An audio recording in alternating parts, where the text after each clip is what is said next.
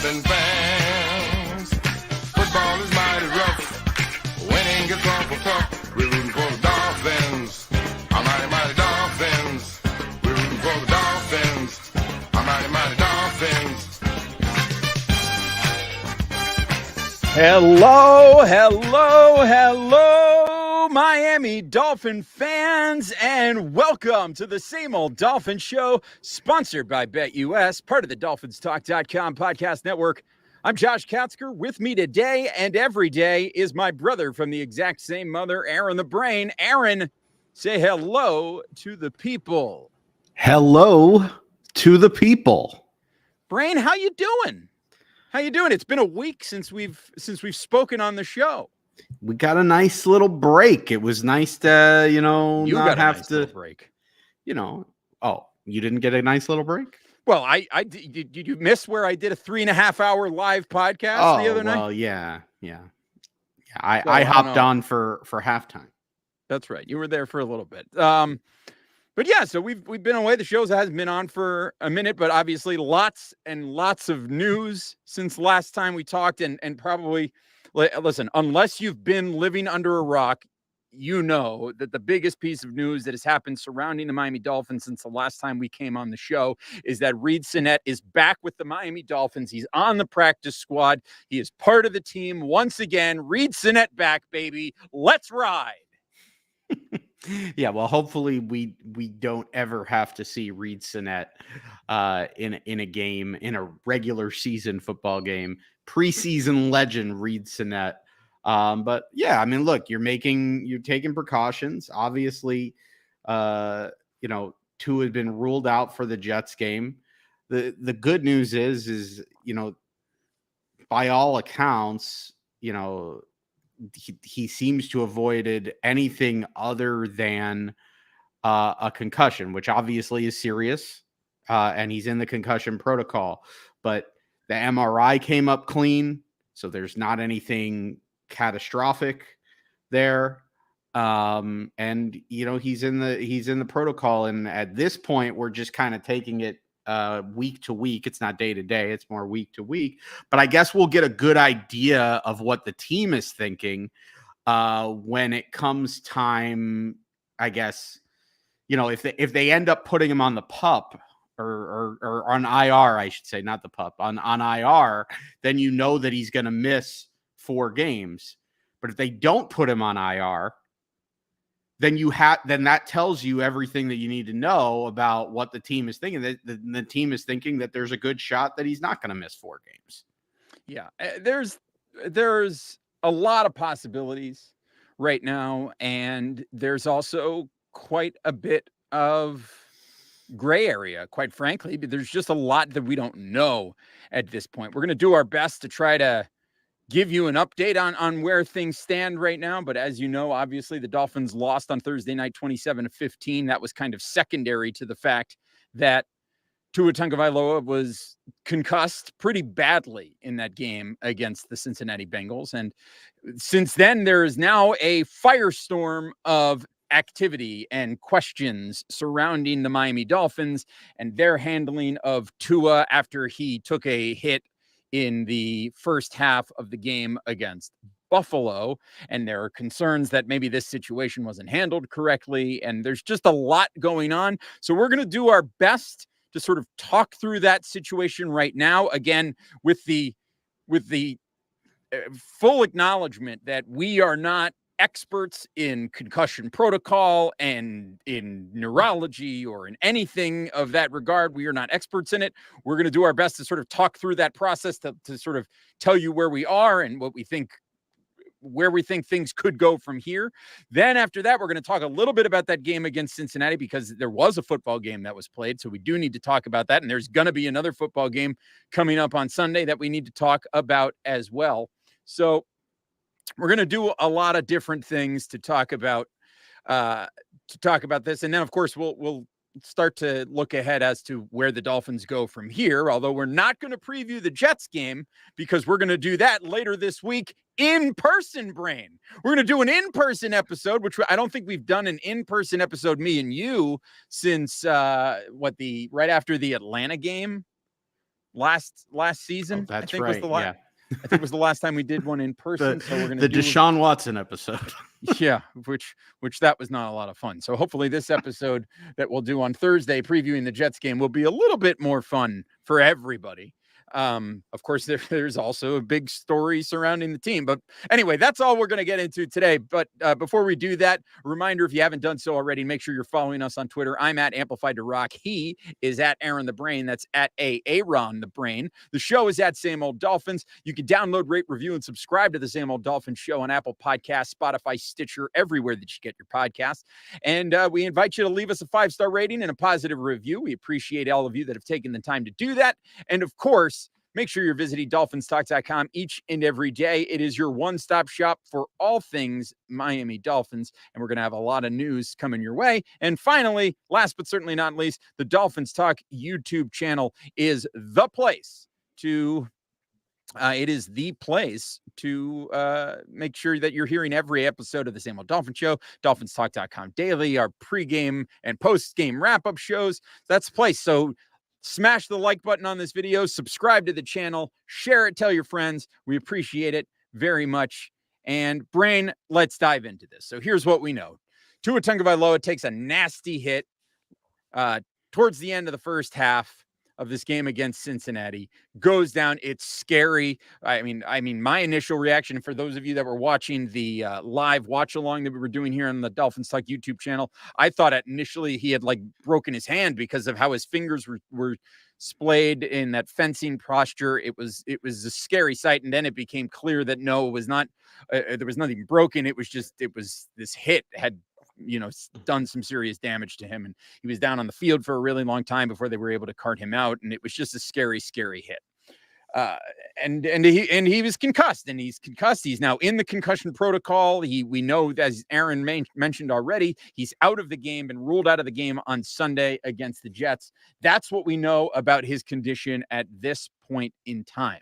Of course, now we've got the NFLPA said, and they said this in fairness before the game on Thursday night, that they were going to open an investigation into the Dolphins' handling of Tua in the game against Buffalo, because they thought that there was something fishy going on, because the Dolphins had initially said it was a head injury, and then later he returned to the game and the injury was a back injury, was what the Dolphins reported. And so then you've got the NFLPA doing an investigation.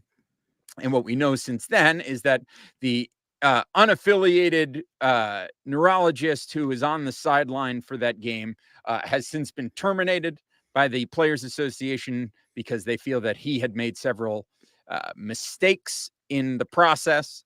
And so what we know, here are facts now. Again, these are facts that we know. Tua Tagovailoa was cleared to go back into the game against Buffalo.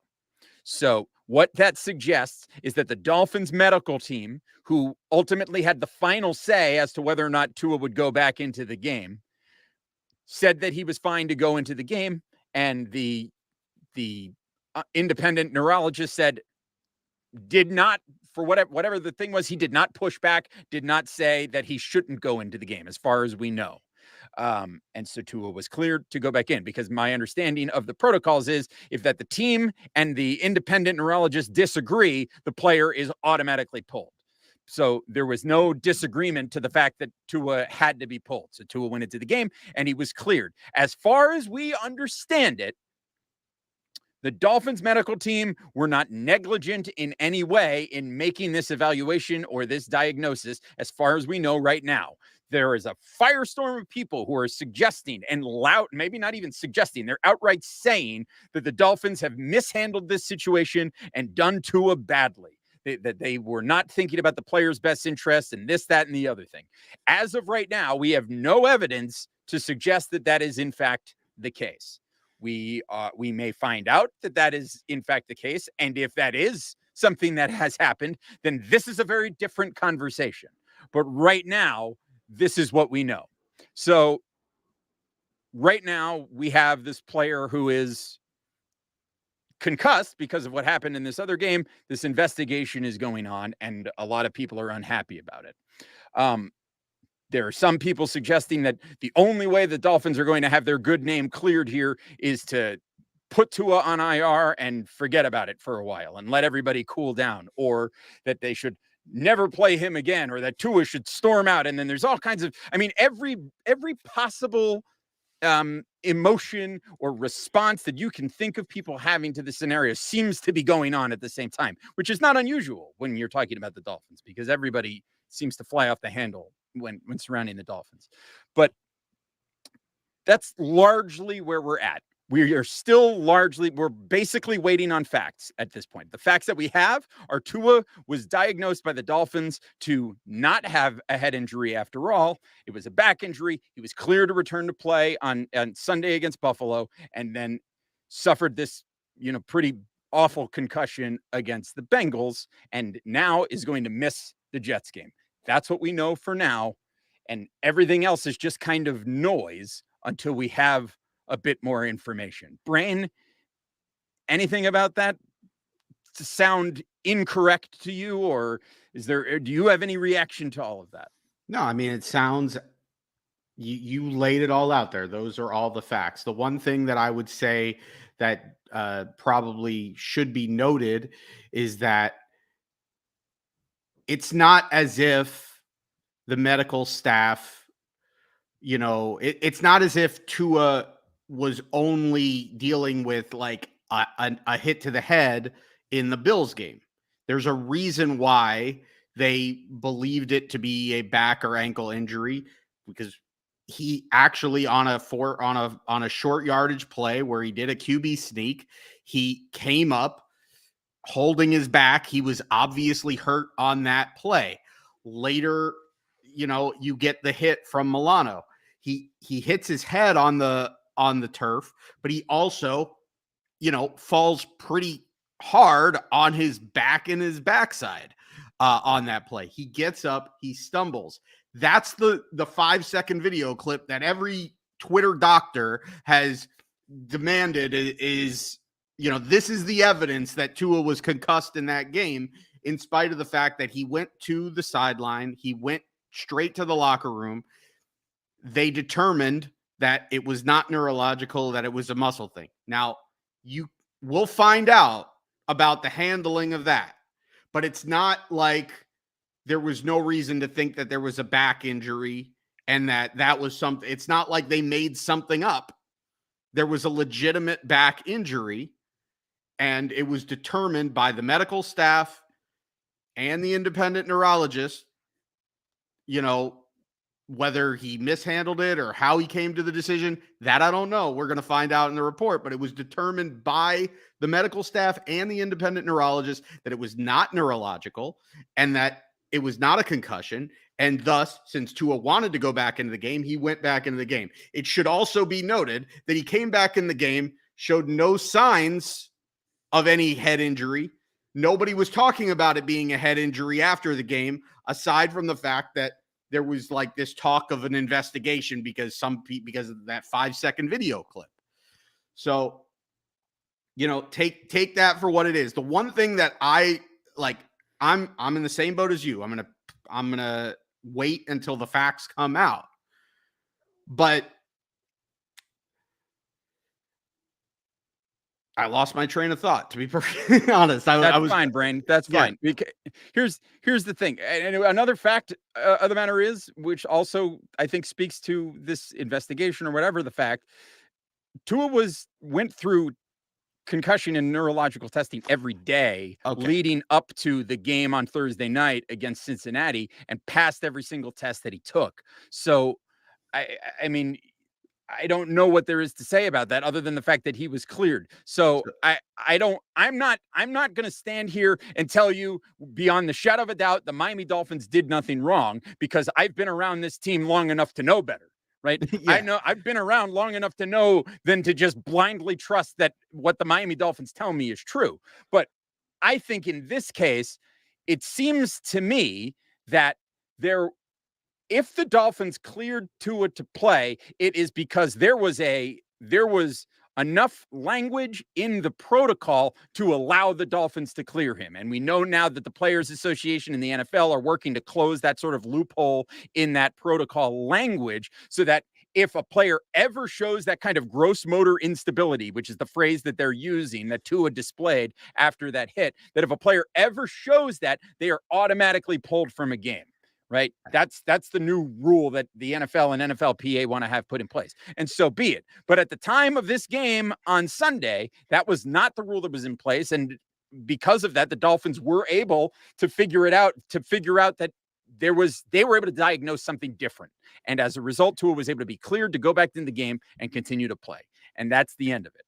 Now, I also want to address that there are a lot of people that are suggesting that Mike McDaniel is responsible for this and this, that, and the other thing. And again, until it is proven that Mike McDaniel said, I don't care what you tell me, this guy's going back in the game, until that's proven, I don't think Mike McDaniel has done anything wrong here at all, because he's the head coach of a football team in the middle of a football game. The doctors are going to come to him and say, yeah, this guy's good to go. And he's going to say, great, put him in.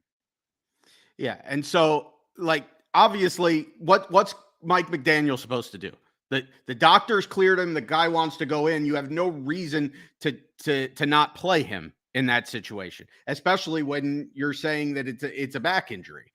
The question is, I've got two questions. This report comes out that the independent neurologist, the unaffiliated consultant, whatever you want to call him, is fired for several mistakes. Well, right. We don't know what those mistakes are. And I think that's an extremely important detail that is missing right now, because without knowing what those mistakes are, you really can't judge this situation. And the second question that I have, which I would say this is where I'm a little curious, is that if you determined that it wasn't a concussion and that it was a back injury, why was he being tested for concussion symptoms every day leading up to the Bengals game? That's the one thing that looks shady to me, because if you determine that it wasn't a concussion, I don't understand why you'd be testing him for concussion symptoms. Do you test every player for concussion symptoms every day? Because everybody's got collisions. Everybody's taking some sort of shot to the head at some point. So I'm very interested at what the answer is to that question. Yeah, I'm interested in that question also. I think one of the other things that that came out today, and this was tweeted by Mike Florio at Pro Football Talk, says the concussion protocol requires the doctors to watch all available video. One of the questions to be answered in the Tua Tagovailoa investigation is whether or not they actually did, because what the Twitter doctors are telling you is that anybody who looks at that video immediately knows that he's concussed. And again, I don't know how you know that just by looking at a video without actually being there in front of the player doing the actual medical examination. Sometimes it's a little bit easier to tell, like perhaps on Thursday night. But regardless, that's not my decision to make. We've got to wait till all the facts come out, and then we're going to know one way or the other what the call was. But we've got people. It's interesting looking here. I've heard it on Twitter. I'm seeing it some in the chat now. You've got people saying that Tua should retire and blah, blah, blah, blah, blah, blah, blah, blah. Here's the other thing. Every single player in the National Football League knows the risks of what they are doing when they go to play football, right? Every single one of them knows that they could have at any moment a catastrophic injury. I don't know how many times we've had to see the things that have happened to, Ryan Shazier is one of the more recent ones, and those kinds of horrible injuries. These players know that, and they assume a certain degree of risk. And I know that there are people that are saying that the rules are out there for the players to have that power taken away from them. And sometimes you got to protect people from themselves because they're all ultimate competitors. And I think there is a conversation to be had about whether Tua is the kind of guy that wanted to put himself in harm's way anyway, because this is a player who's got to know that he is in fighting for a contract, right? A huge year for him in terms of his personal stakes.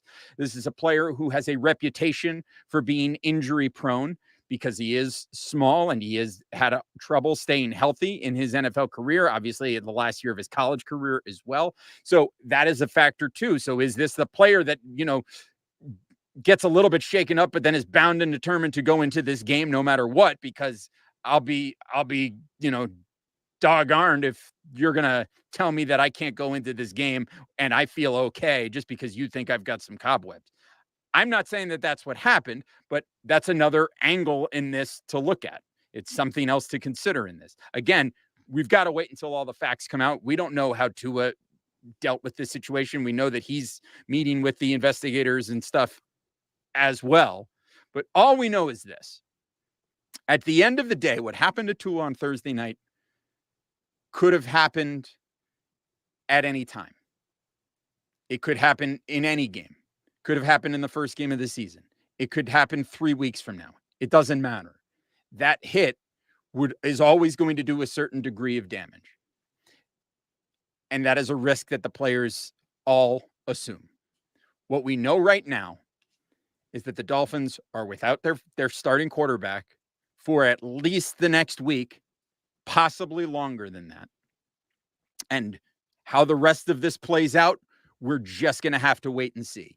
It didn't seem like there was any indication today that the Dolphins have plans to put Tua on injured reserve or do anything like that, because it would seem to me that putting him on injured reserve would be more of a PR move than it would be anything else, because the fact is he's in the concussion protocol. And while it's a process of about 4 to 5 days to clear concussion protocol, if he's on IR, he's out for 4 weeks. And I don't know that anybody wants to have that happen.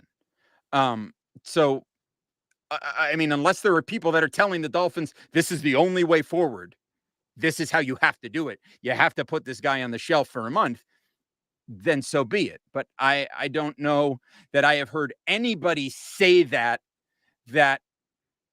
doesn't seem to me to have some sort of ulterior motive in mind. Because there are certainly those people out there like the Chris Nowinskis of the world who have an agenda that they want to take care of.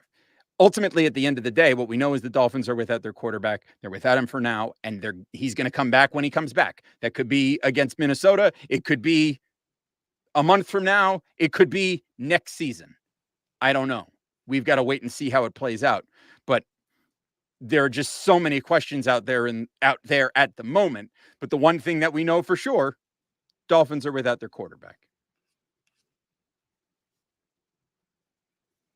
Anything else to add on that, Brian? No, I think you stated it all pretty well and good.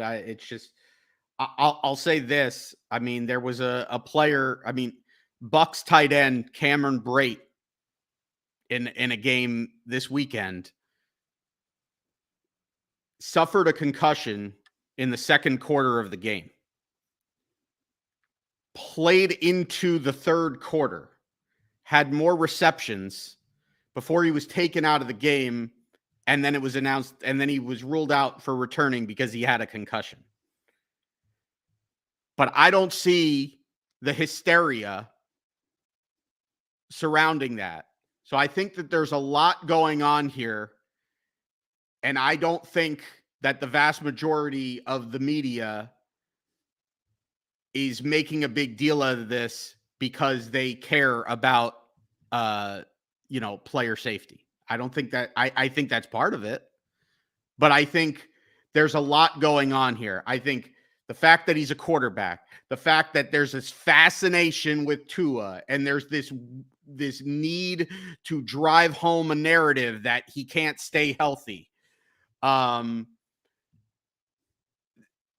Obviously the fact that he left the game in a stretcher, that's huge, because you see that and immediately, like, you're going, light bulbs are, flashing, and it's setting off alarm bells and everything. And so that makes you look at it a little bit different. But realistically, from what we know right now, he suffered a concussion. One concussion that could have happened on any play, in any game, at any time. Unless there's something that proves any sort of, malfeasance or cover up, this is just a gross exaggeration, and really just a terrible look for these national media talking heads who are not doctors. and are spouting opinions without knowing the facts. Yeah, I agree. And the only other thing I'm going to say on this, and then we're going to move on, is the fact of the matter is, if he was concussed somehow in that game against Buffalo, he beat the Buffalo Bills in the second half of that game with a concussion. Go Dolphins. Legend. What a hero. All right. So, with all that being said, the Dolphins still had a football game against the Cincinnati Bengals. And in spite of all of that, they went into the fourth quarter of that game against Cincinnati with the lead and an opportunity to win that game. And ultimately, the Dolphins fell short 27-15, losing the game with Teddy Bridgewater at the helm. And it was disappointing in some ways, but at the same time, I think you look at that game and you go, I think it was everything that you and I predicted it was going to be, in that the Dolphins showed all of the signs of having been in this drag them out, knock down, drag out fight with the Buffalo Bills 4 days prior. And they were all out of sorts. They were making a lot of uncharacteristic mistakes. They struggled to get pressure on Joe Burrow and that terrible Bengals offensive line. They really struggled there. I think that was one of the more surprising aspects of that game for me. And in spite of all of that, again, they entered the fourth quarter of the game with the lead. And even then, we're driving down the field with 4 minutes to go, looking like they were going to go into the end zone and take the lead late in the game. If not for a miscommunication between Teddy Bridgewater and Mike Gesicki that results in an interception some people believe was actually an incomplete pass that was missed on review. I don't know how much I buy into that, but regardless, Dolphins end up losing that game. The game is, I think, a lot closer than that final scoreline indicates. But the Dolphins lose that game and fall to 3-1. And listen, we're not going to go blow by blow into that game because it was 4 days ago already, and we've had the opportunity to reflect on it, and a lot of people have talked about it. But my question for you is, Bryn, how would you be feeling? The Tua situation aside, and I know that's a big thing to put aside, but you put the Tua thing aside, the Dolphins lose that game. They fall to 3-1 after what a lot of people were considering the toughest part of their schedule is now behind them. How are you feeling? Yeah, I mean, I'm feeling like everything that the Dolphins want to do this season, all of the goals are right there in front of you. That you're ahead of schedule, you're above expectations at this point. And you've got seven games coming up that are not just winnable, but that you're probably going to be favored in. Obviously, you know, if Tua's not playing, you know, there could be some games like maybe that Pittsburgh game, maybe they're not favored, but they're at home in that game. I look at that game. I think there's a really good shot that they're favored to win all 7 of these games that are coming up. You know, you got the Jets, the Steelers, the Vikings. You know, let's go in order. There, you're at the Jets, you're home against the Vikings, you're home against the Steelers, you're at Detroit, you're at Chicago, you're home against Cleveland, you get a bye, and then you're home against Houston. I mean, where's the game that you're not going to be favored, even with Teddy Bridgewater at quarterback? You're probably favored in all of those games. And like, you would think, well, at worst, let's say they lose 2 stupid games, because you got to expect that they're going to probably lose 1 stupid game. But let's say they lose 2 stupid games. They could lose more, but realistically, I think, you know, conservatively, if they lost 2 stupid games in that, you'd probably be a little bit frustrated, but you'd come out of that mess of games at 8-3 with 6 games left to go. If you're 8-3 with 6 games left to go, everything is right there for you. Like if you would have told me, obviously you got to get there, but if you would have told me at the beginning of the season that, you know, going into week 13, the Dolphins were going to be 8-3, I mean, I'd have taken that every single day of the week, and I think every Dolphin fan would have. And I think that there's a very realistic chance that the Dolphins are better than that going into that situation. I think in all likelihood, you've got a really good shot at being 9-2 going into that. And if you're 9-2 going into that, you're not at that point, you're not just playing for the playoffs. You're playing for a shot at winning the division. You're playing for a shot at the number 1 seed and a bye. I'm not saying they're going to get there, but that's where they're at right now, what they've positioned themselves to do through the first 4 games of the season. Yeah. And that brings me to what I think is my biggest point right now with this Dolphins team, because you got a lot of people feeling a little antsy about Teddy Bridgewater coming in and starting. And all I can say to people is this is not Jacoby Brissett starting for the Dolphins in 2021. This is not a backup quarterback that with, mediocre at best skills. Like, there are certain things that Teddy Bridgewater can do, and we saw it on that pass to Tyreek Hill. This guy's got a cannon. He can throw the football. He can do the things that you need to do. You can plug and play him into this offense and should not expect a huge drop-off from what Tua is doing. Obviously, there's going to be some drop-off, and that speaks to how well Tua has been performing this season. But there's a reason that they paid this guy $6 million. So Teddy Bridgewater is going to come in, and I think, as the brain said, I think it's reasonable to suggest that the Dolphins will still be favored in a lot of these games. But here's my biggest kind of takeaway, considering where we are at the moment. In years past, losing your quarterback in any fashion, but losing your quarterback the way the Dolphins have here, and then dealing with nagging injuries to Xavier Howard and Jalen Waddle and Austin Jackson, dealing with all of these injuries. If this was the same old Dolphins, this team would now immediately go into a tailspin and lose several games in a row, right? If this was the same old Dolphins.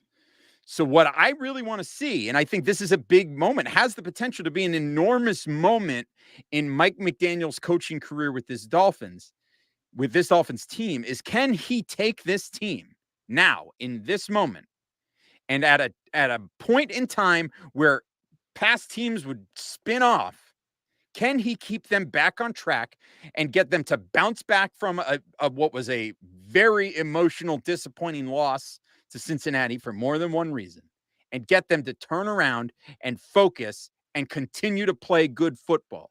Because the big thing that I will say is you had a lot of people talking about how this Dolphins team, based on how they've performed so far, sky's the limit, could go all the way, right?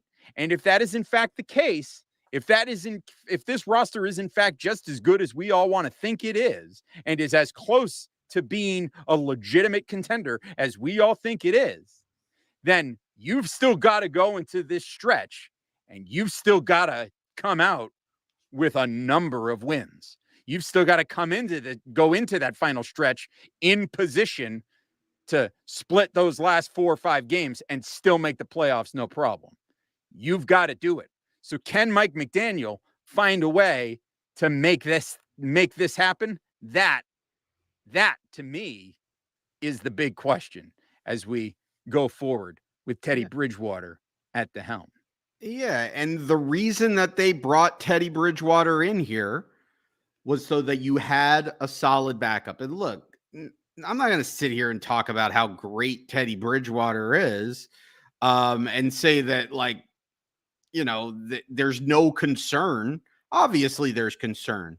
You're playing your backup quarterback. Whenever you're playing your backup quarterback, no matter how good your backup quarterback is, there's a reason why he's the backup. It's obviously, it's the most important position, arguably, in all of sports, and you're playing your backup. So obviously there's an impact there, and obviously there's a concern.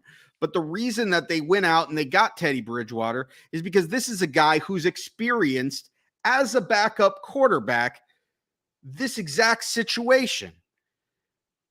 In 2019, Teddy Bridgewater took over for Drew Brees in the middle of a week 2 game against the Rams. He played poorly, and the Saints lost the game.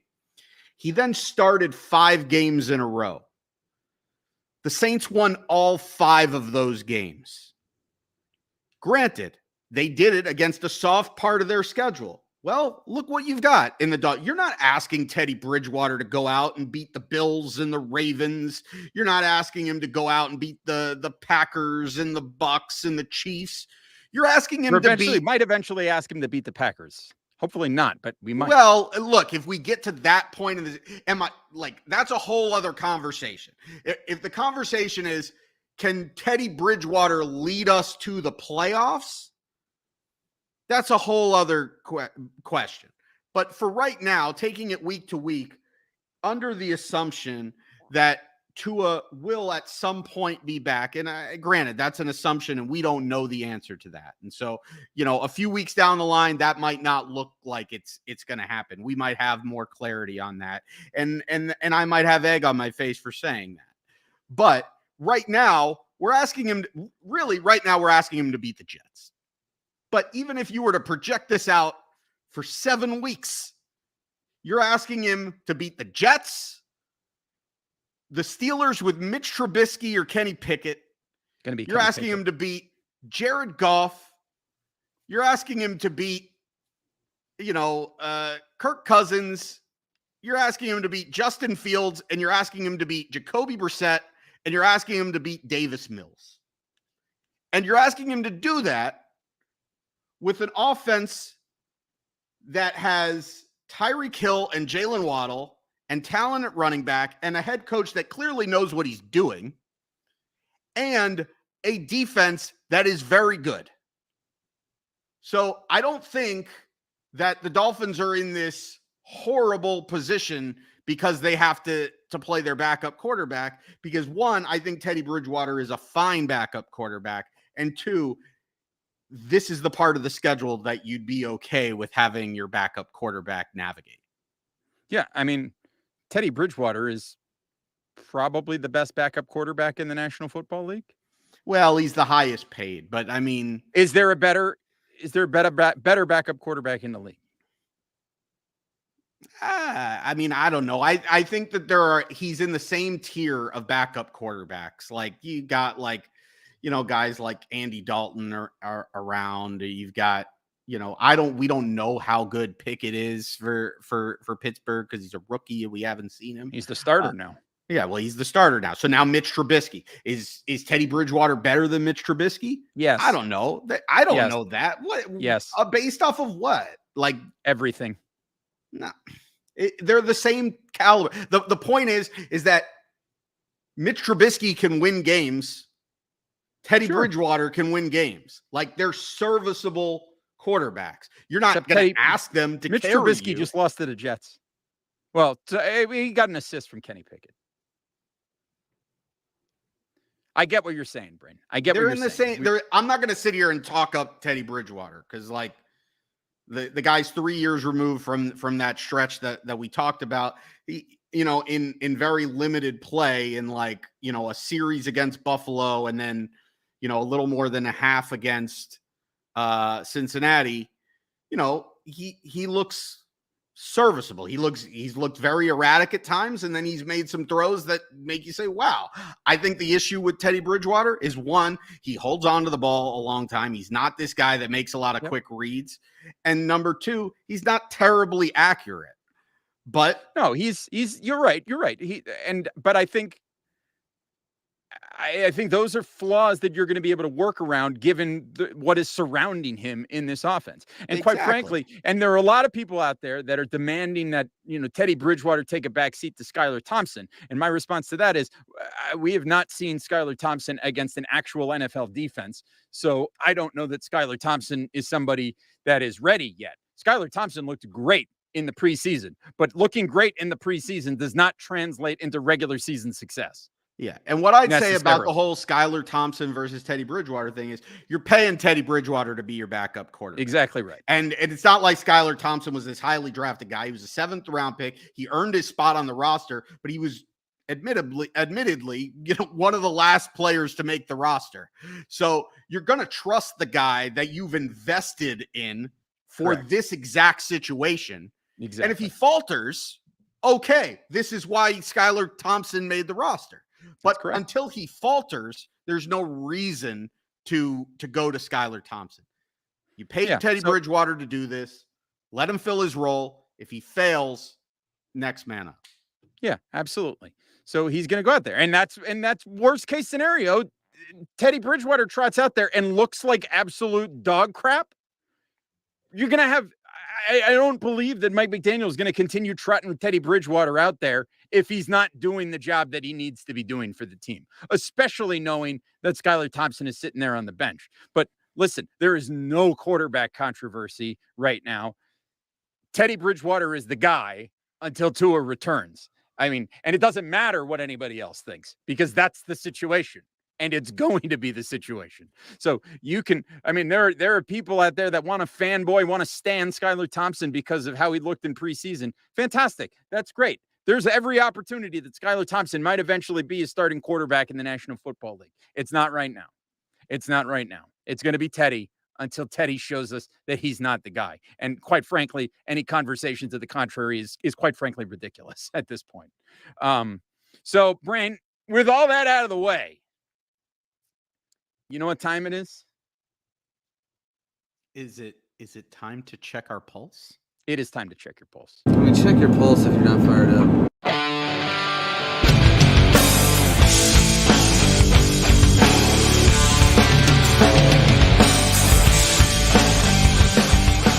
That's right. It is time for another Miami Dolphins pulse check, where we find out how you're feeling about the Miami Dolphins right now. We're going to tell you how we are feeling about the Miami Dolphins. You tell us how you're feeling. You can, if you're watching live on YouTube or the I Am a Miami Dolphin Fan Facebook page, put it in the comments right now. Let us know in exactly one word how you are feeling about the Miami Dolphins in this moment. Brain, how are you feeling about the Miami Dolphins right now?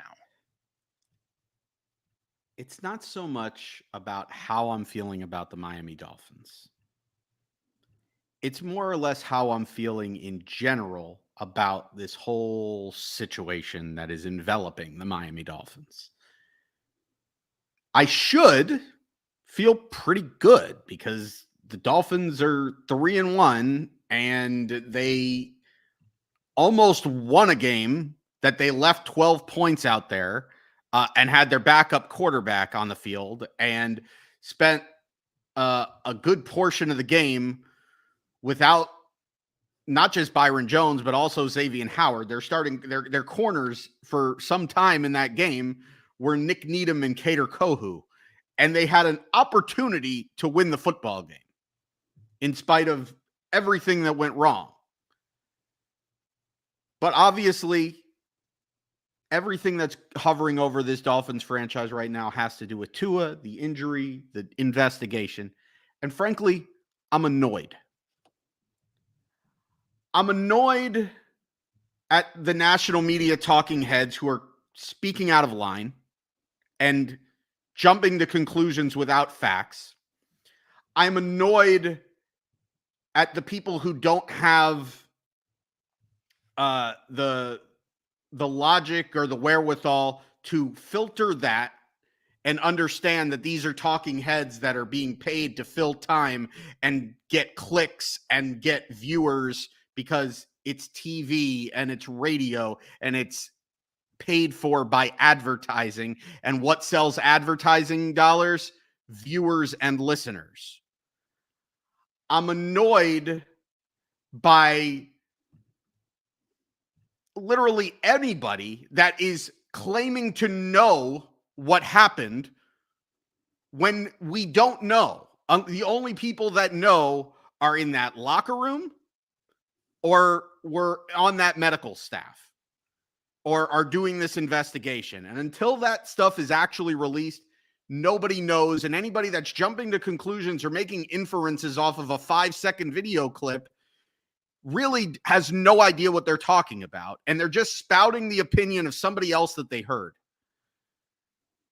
And more so than that, in the event that those talking heads are right, and the Dolphins did do something wrong, then I'm even more annoyed because this franchise cannot help themselves but to put themselves in these situations. So I don't know that the Dolphins did anything wrong. Everything that we know at this point says that the Dolphins did not do anything wrong, but that might not be the case. One way or another, either a bunch of people have been jumping to a wrong conclusion, or the Miami Dolphins, off the heels of tampering and losing draft picks and all of this other nonsense and the Deshaun Watson stuff from last year, have a whole other scandal because of their own doing. So one way or another, this whole thing is very annoying. I think that's fair. We've got some responses. Let's see. At T_Hutch says curious. Dan Jablonski says optimistic. Bubba M. Huckleberry also says optimistic. And how about this? McDaniel Stan 21 simply says dub. So, I mean, they're feeling pretty good. Let's see here. What else we got? Josh, or that was, let's see. We've got Josh Ritter says patient. John Santos says sullen. Steve Malloy says jiffy. Tom Dino says good. And Lamarcus Peppermint says ecstatic. So, you know, they also say Skylar has a chance to prove he's better than Tua. Let's calm down. Let's calm down. I mean, he may have an opportunity. We'll see. But as far as I'm feeling, Brant, I'm kind of feeling, and this is a weird thing, especially knowing how I typically feel about the Dolphins. But right now I'm feeling like I'm going to bounce back from this disappointing day on Thursday, and that things may just be okay for the next few weeks. Obviously, that's subject to change. But right now, I'm feeling all right. Right now, I would say I am feeling resilient because this is a big blow. And it is still possible that it could all completely fall apart and that everything could go haywire because, this is the Dolphins we're talking about. But in spite of all of everything that has gone wrong, I'm still feeling pretty good about where this team is right now. There's a good chance that Byron Jones comes off the PUP this week and is able to return to action. And if a little bit of a week and a half of rest can help Xavier Howard's groin feel a little bit better, maybe we can have our top two cornerbacks back. Maybe the secondary could look more like the sort of full strength secondary that we were envisioning at the beginning of the year. And, I think Teddy Bridgewater is going to do a fine job and that the Dolphins will be able to win with him in place in this soft underbelly of the schedule. So with everything going on, I'm feeling resilient, and I think it's going to be an okay next few weeks or so. But I reserve the right to say that things could go off the rail at any time because, as I mentioned, these are the Dolphins after all. So that's where we are. So we're in this moment where we've got to just kind of see how it goes. We could dig into more. There's more to talk about. Well, we got a show on Thursday. Yeah, we'll talk about it on Thursday because we got a song to sing on Thursday. And anybody who's been following the show for a while knows what song I'm talking about. But here's what we're going to say.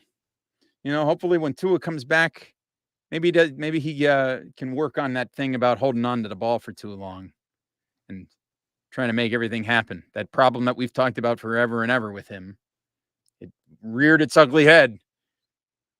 Especially because he had Jalen Waddle wide open on that play where he got hurt. All he had to do was let that ball fly, and we avoid that entire situation. But This isn't revisionist history. It is what it is.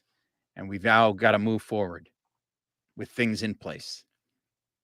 So that's going to do it for this episode of the Same Old Dolphin Show. We appreciate, as always, everybody's watching live on the Dolphins Talk YouTube channel. If you haven't done so yet, go ahead, smash that like button, share this video, subscribe to the channel. We appreciate it very much. Follow us on Twitter at Amplified to Rock, at Aaron the Brain. The show is at Same Old Dolphins. Follow us all. And make sure that you're visiting dolphinstalk.com each and every day. Leave us that 5-star rating. Leave us a positive review. We appreciate it very much. We will be back later this week in person to preview the Dolphins' trip to the Meadowlands to take on the disgusting, horrible, no good, stinking New York Jets. But until then, take care of yourselves and each other. And as always, go Dolphins! Steady Teddy's got this.